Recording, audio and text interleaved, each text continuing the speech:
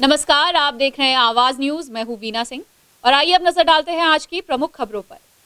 बलरामपुर जिले में पिछले कुछ दिनों से महिला अपराधों में जमकर बढ़ोतरी हुई है। 25 दिनों के भीतर 1 दर्जन से अधिक महिलाओं के साथ हुए प्रताड़ना और दुष्कर्म की घटनाएं सामने आई हैं। इस मामले में सरगुजा रेंज के आईजी रतनलाल डांगी ने एक बड़ा बयान दिया है। सरगुजा रेंज के आईजी रतनलाल डांगी ने बलरामपुर जिले में बढ़ते महिला अपराधों पर एक बड़ा बयान दिया है। दरअसल आईजी पिछले दिनों बलरामपुर जिले के दौरे पर थे। इस दौरान उन्होंने लोगों से बातचीत करते हुए कहा कि बेटों के गलत संस्कार की वजह से महिला अपराध में वृद्धि हुई है। आईजी ने कहा कि घर में जब बेटा 10 साल की बेटी को मारता है तो घर के सदस्य उसका हौसला बढ़ाते हैं। ऐसे में अपराध कैसे रुकेगा? उन्होंने कहा कि परिजन बेटे के देर से घर आने का कारण कभी नहीं पूछते, जबकि बेटियों पर हमेशा लगाम लगाकर रखा जाता है। यही गलत संस्कार महिला अपराध का प्रमुख कारण है। जिले में अब तक जितने भी केस दर्ज हुए हैं, सभी में आरोपियों की गिरफ्तारी भी हुई है। लेकिन जब संस्कार ही गलत हो तो महिलाओं का सम्मान कैसे होगा? उन्होंने कहा कि परिवार और समाज कभी भी बेटों को महिलाओं के सम्मान करने की शिक्षा नहीं देते। वहीं आईजी ने कहा कि अगर अभी से संस्कार नहीं बदले और बेटों पर अंकुश नहीं लगा तो अपराध में कमी नहीं होगी। पुलिस हमेशा अपराध घटित होने के बाद ही पहुंचती है, क्योंकि पुलिस को पता नहीं होता कि अपराध होने वाला है। ऐसे में हर किसी की जिम्मेदारी है कि पहले बेटों के संस्कार बदलें, तब जाकर महिलाओं को सही सम्मान मिलेगा।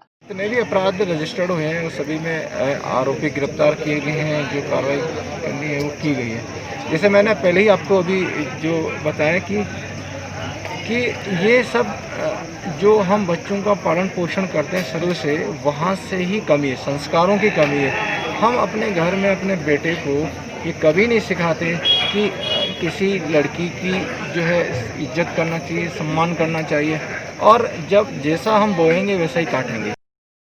प्रधानमंत्री ग्रामीण आवास योजना केंद्र सरकार की महत्वाकांक्षी योजना है और पक्के मकान की चाहत हर ग्रामीण की होती है। लेकिन जब हितग्राही का आवास सपना अधूरा रह जाए तो क्या होगा?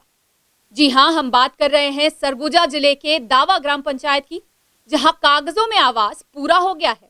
ये तस्वीर प्रधानमंत्री ग्रामीण आवास योजना की, जहां आधा अधूरा निर्माण हुआ है, लेकिन अब पीएम आवास पूरा होने का इंतजार कर रहा है। आपको बता दें कि ये आवास कागजों में पूरा हो चुका है। दरअसल ये मामला उदयपुर विकास खंड के दावा ग्राम पंचायत में आने वाला मनोहरपुर गांव का है। यहाँ के पात्र हितग्राहियों का आवास करीब 4 सालों से अधूरा है, लेकिन फर्जी जियो टैग कर आवास को कागजों में पूरा कर दिया गया है। 4 साल बीता थे, सरपंच सचिव ला पता लगाया तब मिल ही कहत रहीन, तो मिलते नहीं है। फोटो ले लेहिन हमार से, पैसा आगू निकले रहीस 52,000 होला, लेके दीवार उठवा धारे नीटा ले लुआई के सीमेंट उठवा के बाद फिर अब पैसा नहीं आई, सब रुके रहीस, तो काबर नहीं आते कह के फिर पता लगाएन तो कहीं कि मिल जाही, तो खड़ा हुआ कहीं शाम के, तो फोटो ले गई हमार,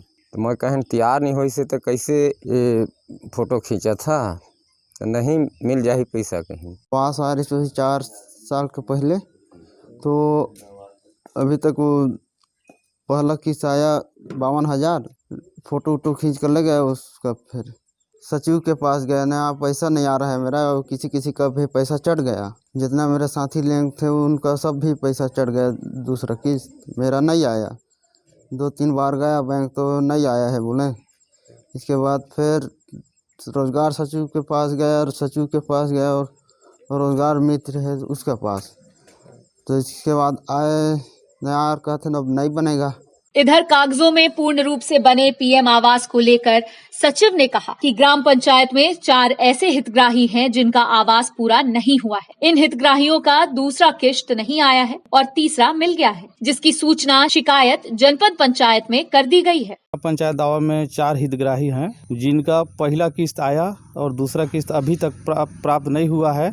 हमारे द्वारा जनपद को कई बार सूचना दिया जा चुका है, लेटर भी दिया जा चुका है, लेकिन अभी तक पता नहीं पैसा कहाँ अटका है। अभी तक कोई राशि प्राप्त नहीं हुआ है। आवास मित्र और रोजगार सहायक के द्वारा किया जाता था। अब इसके बारे में मेरे को मालूम नहीं है कि जियो टैग कैसे कर दी। हितग्राहियों के साथ फर्जी जियो टैग के जरिए तीसरा किश्त तो खाते में मिल गया, लेकिन प्रधानमंत्री ग्रामीण आवास योजना की दूसरी किश्त की रकम फॉल्स क्रेडिट की वजह से अधर में लटक गई, जिसके कारण हितग्राहियों का आवास अधूरा रह गया। अरे 2016-17 का है, इसमें फॉल्स क्रेडिट का है। इसका हम लोगों ने प्रोसेस के लिए भेज दिए हैं। जैसे ही प्रोसेस होगी उन लोग का पैसा आने के बाद में हो जाएगा। इसके बाद उसको प्रोसेस में डाल दिए हैं।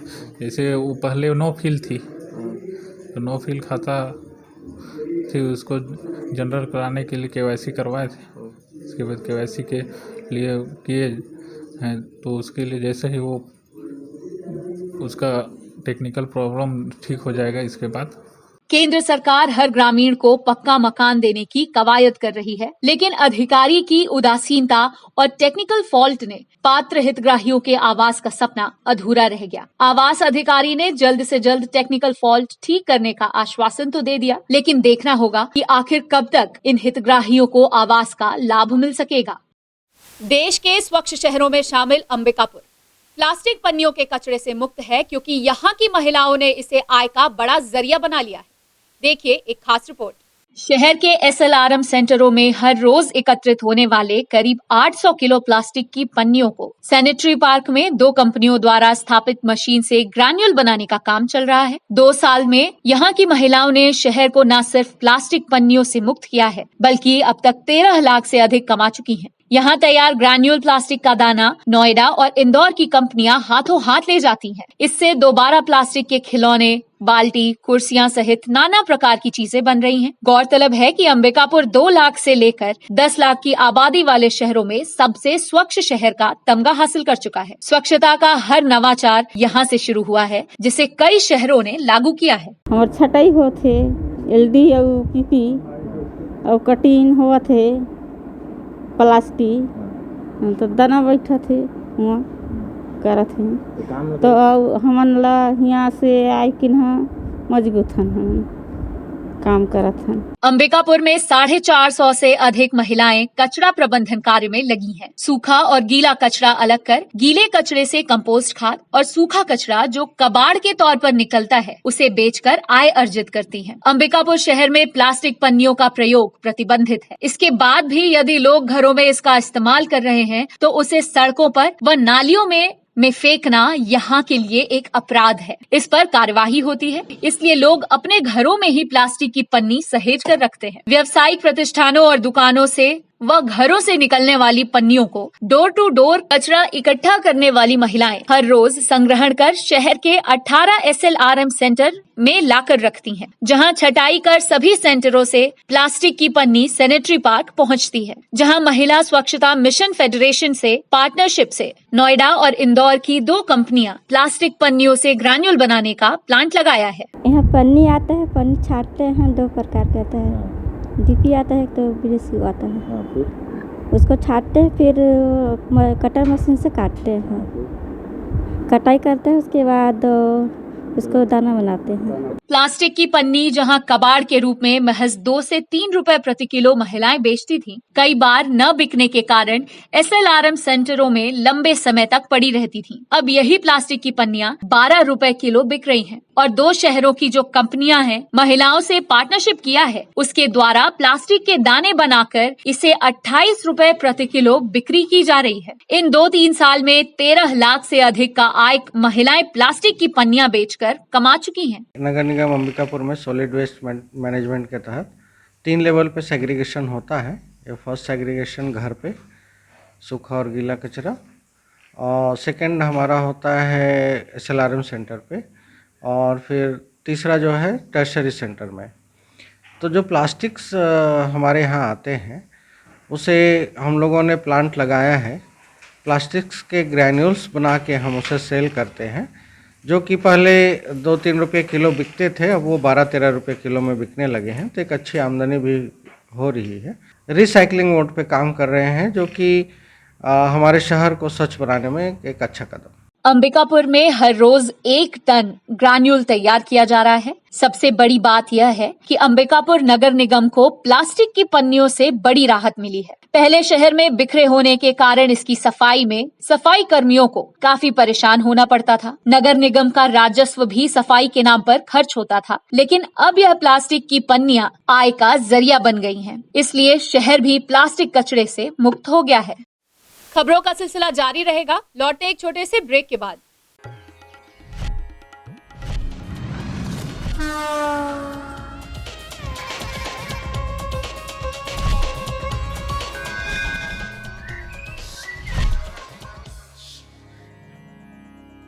वीएम इंटरनेट सर्विस शहर का सबसे सस्ता high speed fibre internet service. 100 MBPS मात्र 700 रुपए में विद टैग। तो चाहे वर्क फ्रॉम होम हो या ऑनलाइन क्लास, याद रखें वीएम इंटरनेट सर्विस। अधिक जानकारी के लिए संपर्क करें Vande Mahamaya cable network. VM internet service, Alaknanda complex, प्रथम तल, अग्रसेन चौक, अंबिकापुर, सरगुजा। Mobile number 9111785555 7440765555।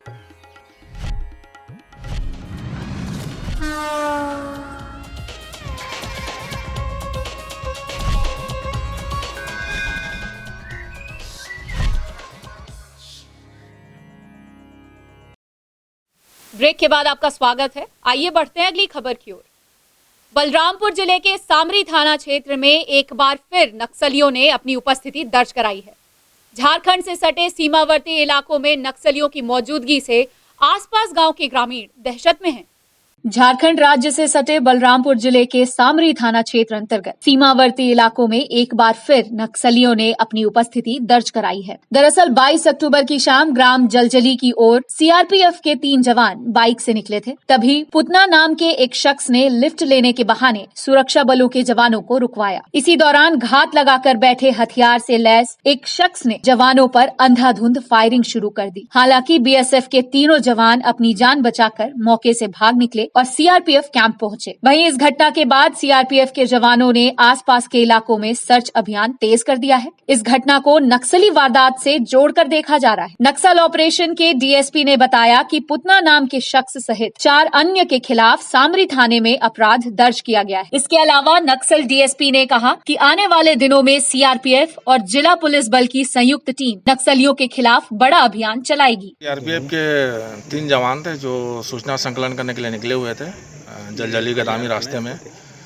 तो रास्ते में उसको पीपर ढाबा का एक व्यक्ति है पुतना नाम का, उसने लिफ्ट मांगने के लिए गाड़ी रोकी जो कि जलजली मुख्य मार्ग में था। और इन्होंने गाड़ी जैसी रोकी तो लगभग वो मेन रोड से 200 मीटर दूर में इन लोग देखे कि कोई एक व्यक्ति है बोरी से राइफल निकाल रहा है। और वो इन लोग जैसे राइफल देखे तो फिर 3 रास्ते की ओर भगे। तब तक वो उधर से इनके ऊपर फायरिंग हुई और इन लोगों ने किसी तरह जान बचा के जंगल के रास्ते में एक सिपाही ने सबाक कैंप पहुंच गया। तब तक फोर्स निकल चुकी थी और इसमें पुतना और 3-4 अज्ञात नक्सलियों के खिलाफ में अपराध पंजीबद्ध हुआ है। दुर्गा पूजा पंडालों में एक दूसरे को सिंदूर लगाती और ढाक की धुन पर थिरकती महिलाएं। जय मां दुर्गा के जयकारे से गुंजायमान वातावरण। मां के कान में अपनी मनोकामना पूर्ण करने का संदेश देते श्रद्धालु। कुछ ऐसा ही माहौल सोमवार को दुर्गा पूजा पंडालों में मां दुर्गा की प्रतिमा के विसर्जन से पहले नजर आया।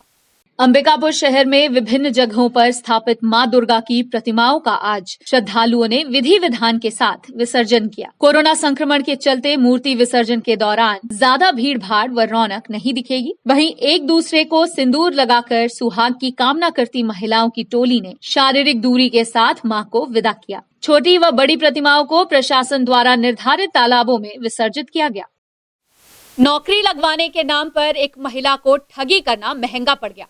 ठगी का शिकार हुए पीड़ित की शिकायत पर बगीचा थाना पुलिस ने आरोपी महिला के खिलाफ अपराध पंजीबद्ध कर उसे गिरफ्तार कर लिया है।